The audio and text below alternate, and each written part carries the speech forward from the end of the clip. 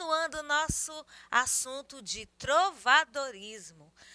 Nós já falamos do início de tudo, formação do Estado de Portugal, né, enquanto país, né? E aí a gente continua aqui hoje falando dessa produção. Agora nós vamos falar mais da produção literária, mas também abordar o contexto histórico, como eu já disse, é muito importante nós nos situarmos no tempo para compreender as características dessas produções, para identificar características dessas produções nos dias de hoje. É importante também, nós vamos ver tudo isso nessa e em outras, nesta e em outras.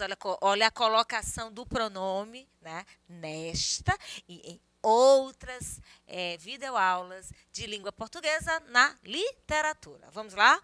Hoje nós vamos falar do conceito mais propriamente dito de trovadorismo, o contexto histórico, claro, não pode faltar, e as produções literárias que nós comentamos em aula passada. Falamos de cantigas e tudo mais, vamos falar de novo de Paio Soares. É um assunto puxando o outro, é um assunto para compreender o outro e vamos nessa que está muito bom.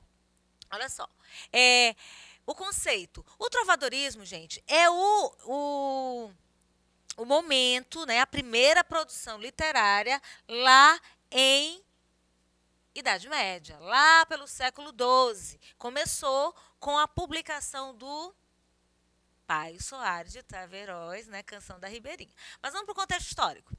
Bom, nessa época aqui, gente, o controle da educação, do conhecimento, estava debaixo do domínio da igreja. Então, assim, todo o controle em relação à educação estava... Por que será? Valores morais cristãos e, consequentemente, de determinar os textos a serem divulgados. Então, tudo aquilo que seria compartilhado teria que passar pela igreja. Eu estou falando do contexto da época. Tudo em relação ao ensino era assim. A igreja era um forte pilar de sociedade teocêntrica. Então, gente, naquela época, essa época aqui no século XII, tudo estava ligado, tudo estava subordinado aos padrões da igreja, porque o mundo era teocêntrico, Deus como centro do universo, certo? Os responsáveis pelas cruzadas também, a igreja, lembra da história lá da formação do povo do Estado de Portugal, né? Que eu falei das cruzadas, que era um movimento de regime militar e religioso pela reconquista de terras. Então, ela era responsável quem? A igreja. Nessa época também tem a queda do Império Romano, a ascensão da igreja, né? A igreja passa a ter uma expressividade maior nessa época. Teocentrismo, como eu já falei. Lembra que eu disse, guardem esse nome, feudalismo, vamos falar dele agora. Sociedade dividida em estamentos, ou seja, em classes. Nobreza, clero e a plebe, a pobreza, né? O povo de uma classe social bem baixa. Então, era assim, aquela piramidezinha. A nobreza, o clero, que é aquele povo, aquela sociedade religiosa, a plebe. E o ressurgimento do modo de produção mercantil. Alô, professor de história, mercantilismo, vamos também saber. Então, história e literatura, tudo pertinho. Então, assim, eu falei aqui do controle da educação. Hoje em dia, nós temos acesso a muito conhecimento através de quê? Da internet. Smartphone. Quem não tem um smartphone, quem não consegue ver um grupo de WhatsApp, as coisas vão sendo compartilhadas. Então, naquela época não era assim, não. Eu não podia dizer determinadas coisas. Naquela época você vai ver que a ciência, para avançar naquela época, houve assim uma coisa muito séria. Batia ali na igreja, até que houve esse movimento que vai lá para frente, certo? Essa questão da ciência, a gente vai chegar lá. A expansão de tudo isso. Então, aqui, ó. Aqui eu tenho uma figura da Baixa Idade Média. Lembra que eu falei de Baixa Idade Média, lá no início da formação da produção literária portuguesa? Então, na Baixa Idade Média, a sociedade era feudal. Feudal vem de feudalismo, um sistema político, falo já disso. Essa sociedade feudal era essencialmente agrária. Às vezes as palavras aqui, gente, elas travam. Eu fico aqui, quero falar rápido, e às vezes a palavra trava, mas tudo bem. Então, era essencialmente agrária. A terra era a maior fonte de riqueza. E até hoje, né? Se não fosse esse povo aí que vive no campo, plantando para nós, para chegar à nossa mesa, o que seria de nós? Então, todo mundo tem a sua função importantíssima nessa sociedade. E aqui não era diferente. Só que aqui era tudo mesmo, toda a produção vinha da terra, né? Essencialmente agrária. Então, a terra foi base econômica do sistema feudal. Então, quem tinha muita terra tinha muito dinheiro, né? O dinheiro da época, tinha muito poder, tinha muita concentração. Hoje em dia, concentração de poder, você pode adquirir terras, imóveis, né? Assim, pode adquirir outros tipos de bens para acumular riqueza. Mas nessa época aqui, se acumulava riqueza acumulando terra. E os senhores feudais eram aquelas pessoas que detinham terras e permitiam que famílias ocupassem essas terras. Essas terras eram chamadas de feudos, tá? Então, feudalismo é o sistema político. Senhor feudal é o dono da terra. E esse espaço de terra é chamado de feudo, ok? Então, assim, esses senhores feudais, eles eram os militares, eles eram os juízes, eles tinham o direito de cunhar suas próprias moedas, eles tinham o direito de produzir a sua própria moeda. Hoje nós temos o real, né? É a nossa moeda, é com ela que nós adquirimos as coisas que nós queremos comprar. E para ter o real, nós precisamos trabalhar, não é assim? Nessa época, se tinha muita terra, eu tinha muito poder, então eu podia cunhar. Já pensou eu, uma senhora feudal naquela época? A moeda ia ter meu rosto, né? Hoje a gente vive tirando foto, colocando na rede social e tudo é uma coisa tão legal. Naquela época você ia poder colocar a sua foto na moeda da sua região. Olha que legal. Então, assim, sistema feudal, Idade Média, quem era que mandava? Senhores feudais. E o rei?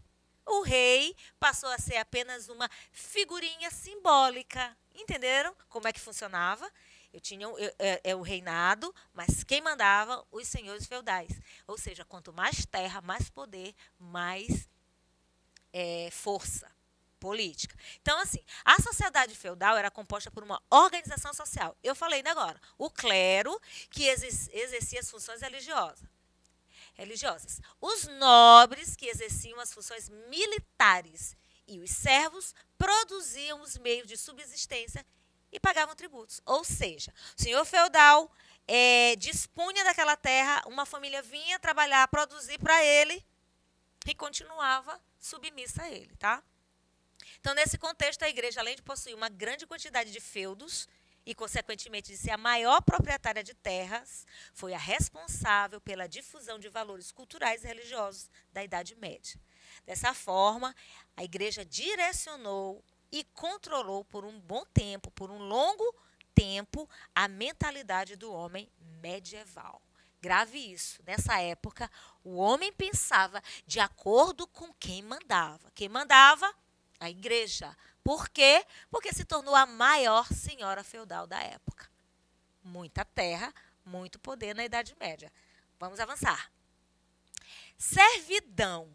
Se eu tinha muita terra, eu tinha muitos servos. Óbvio. Então, uma pessoa só tinha muitos servos. Então, a servidão foi uma forma muito peculiar do sistema da sociedade feudal. E o servo era um camponês que recebia a terra para sua exploração, mas não era o dono. Olha só, o servo ficava preso ao senhor feudal, devendo-lhe o quê? Fidelidade, obediência e obrigações pessoais, bem como o pagamento de diferentes impostos. O negócio não era fácil. Península Ibérica, falamos no início, vamos repetir aqui. A presença de menestréis na Península Ibérica. Quem eram os menestréis? Os poetas, os músicos itinerantes. Assim, ia ter um casamento numa região, né? Ia ter uma festa. Esse pessoal vinha fazer ali, fazer festa, né? Então, assim, assim como casamentos e outras relações políticas entre os reinos citados, produziu um intenso intercâmbio cultural na região que culminou a proliferação do trovadorismo. Então, naquele tempo onde se queria dominar a Península Ibérica, essa troca de povos, né, troca de culturas, foi surgindo aí o trovadorismo, certo? O trovadorismo no trovadorismo se produziu poesias, certo? Poesias que foram feitas para serem cantadas, por isso o nome de cantigas. Elas têm uma característica própria, olha só. Mesura, cuidado não falar o nome da mulher amada, não podia falar. Pois existia a questão do servo ser apaixonado por sua senhora. Olha só, servo e senhora, servo e senhor feudal. O sistema era este. Isso ia refletir na produção literária, certo? Sendo um romance proibido. Ninguém podia mudar de classe social, não, tá? Quem era da plebe ia ficar na plebe até morrer. Não ia passar para a nobreza nunca. Então, essa história de ser da plebe, se apaixonar por alguém da nobreza, aquele amor impossível, ia continuar sendo impossível. Coita! O prazer é interrompido entre o servo e a senhora. Por quê? Porque eles pertencem a classes sociais diferentes e era impossível esse amor. Vassalagem amorosa. Por conta da relação entre o servo e o vassalo. Olha aqui eu botando, ó, o servo e o vassalo. Aqui a posição. O servo lá embaixo, o vassalo senhor, suzerano, senhor feudal. Tem aqui essa metáfora na relação de vassalagem entre o suzerano e o vassalo. A amada era nobre, o homem servo, e a partir disso nascia o sofrimento dele em não poder tê-la, visto que, além de tudo, eram de camadas sociais diferentes. Então já sabe, né? Camada social diferente, essa história de amor impossível, ele ia ser mesmo impossível. Senhores feudais eram os suzeranos, homens do clero, né? Lá em cima aqui, clero, nobreza, plebe. Elevado o poder aquisitivo, por quê? Porque eles possuíam muitas terras, então tinha muita gente trabalhando para eles. Concediam pedaços de terra aos servos, que eram os vassalos, que eram as pessoas que tinham deixado a cidade para habitar no campo, tá? Então, gente, servo e vassalo. Agora eu falei assim, ó, servo, vassalo, né? Servo, suzerano, tá? Servo, suzerano. Às vezes a gente troca aqui a palavra no afã de se empolga, então. Servo, suzerano. Então, amor impossível. Por quê? Porque eles pertenciam a classe social diferente. O senhor feudal tinha muito dinheiro. O cara lá da plebe, quando que ia ter uma chance com alguém, com uma moça da nobreza? Ou vice-versa. Olha só, aqui eu tenho uma figura de uns cavaleiros. Né? Então, também tem nessa época aqui as novelas de cavalaria, que são produções dessa época. No caso, eram prosas. Você sabe que poesia tem um formato de escrita, né, em verso, e a prosa é diferente. Então, as novelas de cavalaria eram as prosas, que contavam histórias heróicas de cavaleiros do período. Eu botei aqui um exemplo, Rei Arthur, já tem até filme, então já dá para se situar. Que conta a história dos bretões, que dominavam a Grã-Bretanha, nos séculos V e VI. Aí os bretões eram os celtas, que haviam adotado os costumes dos romanos, quando estes habitaram a ilha. Então, conversa lá com o teu professor de história, se você não entendeu bem, para reforçar esse período aí para você compreender, tá bom? Os trovadores. Ora, trovadorismo é o nome do período literário, os trovadores eram os compositores das poesias, que eram chamadas de cantigas, porque eram acompanhadas de instrumentos musicais, você já sabe disso. Aí tem os jograis, que eram os que recitavam as cantigas, ou em festas da nobreza, ou em praças públicas. Eu falei festas, agora eu falei assim, pode ter um casamento? Pois é, eles estavam lá para animar a festa. Aqui a canção da Ribeirinha, nós falamos já, né? Ela foi aqui o marco inicial do trovadorismo, ano 1189 ou 1198, né? Tem essa divergência aí de datas. Os cancioneiros são as compilações dessas cantigas, nós vimos o Cancioneiro da Ajuda, Cancioneiro da Vaticana e o da Biblioteca Nacional. Aí aqui a gente tem, de novo aqui, uma produção literária. Olha só, no mundo ninguém se assemelha a mim. Enquanto a vida continuar como vai, porque morro por vós e ai. Minha senhora, alva de pele rosadas, quereis que eu vos retrate quando eu vos vi sem manto? Maldito seja o dia em que me levantei e então não vos vi feia. Aqui de novo a canção da Ribeirinha do Paio Soares de Taveróis, certo? Aí eu tenho a produção literária dessa época, né? Depois do Paio Soares de Taveróis marcar o início do trovadorismo, a gente tem as subdivisões das cantigas. Elas poderiam ser líricas e satíricas. As poesias dessa época eram chamadas de cantigas e elas poderiam ser líricas ou satíricas. Por que líricas? Porque elas eram cantigas de amor ou cantigas de amigo. Por que satíricas? Porque elas eram cantigas de escárnio ou de maldizer. As cantigas, aqui ó, Senhora minha, desde que vos vi, lutei para ocupar a paixão, que me tornou inteiro coração, mas não o posso mais e decidi, que saibam todos o meu grande amor, a tristeza que tenho, a imensa dor que sofro desde o dia que vos vi. Ele sofre, ele chama a sua amada de senhora, por conta dessa questão aí do senhor feudal e do seu servo. É o modelo social vigente, então é um amor impossível. Por que cantiga de amor? Porque ele retrata desse amor impossível. O eu lírico sempre vai ser masculino, não tem essa história de mulheres escreverem poesias. Quem recitava era o homem, os homens, os trovadores, tá? As cantigas de amor, como eu já falei, tem como principal característica o eu lírico masculino, que se encontra sofrendo por uma amada inalcançável. Você já sabe que é por conta da classe social, tá? Ela é tratada como senhora ou até mesmo senhor, para passar a ideia de que quem escreve a cantiga é submisso. Por isso que é senhora.